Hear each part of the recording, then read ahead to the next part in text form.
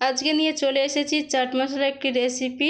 অনেকে ভাবে 9 থেকে 10টি উপকরণ দিয়ে চাট মশলা বানানো যায়, এমনটা নয়। আমি 4টে উপকরণ দিয়ে এত সুন্দর একটা রেসিপি তৈরি করব বা চাট মশলা তৈরি করব, তোমাদের সঙ্গে শেয়ার করতে চলেছি। নমস্কার বন্ধুরা, সোনালি কুকিংয়ে আরেকটি নতুন রেসিপি নিয়ে চলে এসেছি। আমার চ্যানেলে তোমাদের সবাইকে স্বাগত জানাই। এবার আমি মূল পর্বে চলে যাব। আমি এখানে দেখো শুকনো মরিচ নিয়েছি, আর বিট লবণ আর জিরা ধনে। আমি 4টি উপকরণ দিয়ে যে এত সুন্দর একটা রেসিপি বানাবো তোমাদের সঙ্গে শেয়ার করতে চলেছি।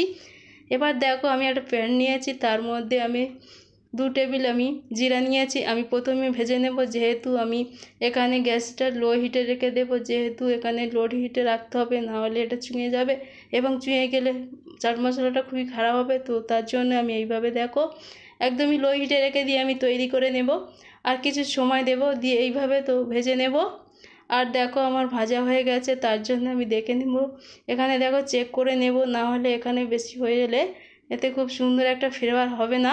তো দেখো আমি এবার দ্বিতীয়বার আমি ভেজে নেব ধনিয়া। এবার দেখো ধনিয়াটাকে আমি এখানে ভেজে নিচ্ছি, যেহেতু ধনিয়াটাকে খুব ভালো করে ভেজে নিতে হবে, তো আমি ধনিয়াটাকে আমি ভেজে নিচ্ছি। তো ভাজা হয়ে গেছে, দেখো আমি একইভাবে চেক করে নিচ্ছি। এবার আমি লাস্ট পর্বে চলে যাব। দেখো মরিচগুলোকে আমি ভেজে নেব।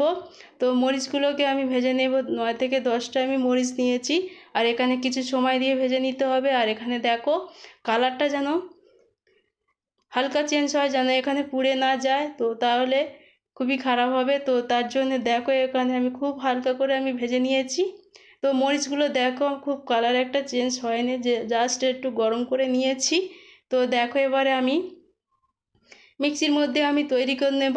তোমরা চাইলে একসঙ্গে মিক্সির মধ্যে তৈরি করে নিতে পারো, আমি এখানে একসঙ্গে তৈরি করে নেব না,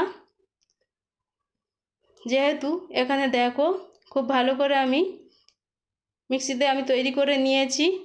আর মরিচগুলোকে আলাদাভাবে করে নেব, মরিচের একটু সময় লাগবে, তো তার জন্য আমি মরিচটা আলাদা করে আমি তৈরি করে নেব।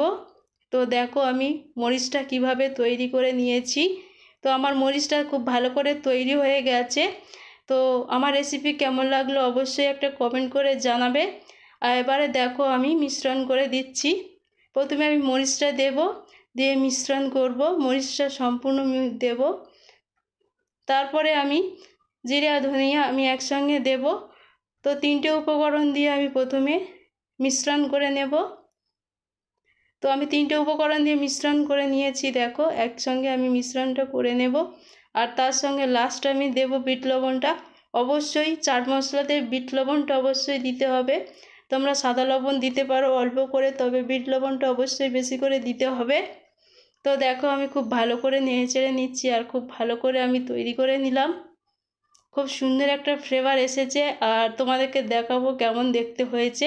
দেখো কতটা সুন্দর হয়েছে। তো আমার রেসিপি যদি ভালো লেগে থাকে তবে একটা লাইক করে দিবে, তার সঙ্গে শেয়ার করে দিবে। এরকম নিত্য নতুন ভিডিও পেতে সবাই পাশে থাকবে, আর সবাইকে ভালো লাগবে। আর এতক্ষণ আমার ভিডিওটি দেখার জন্য ধন্যবাদ রইল।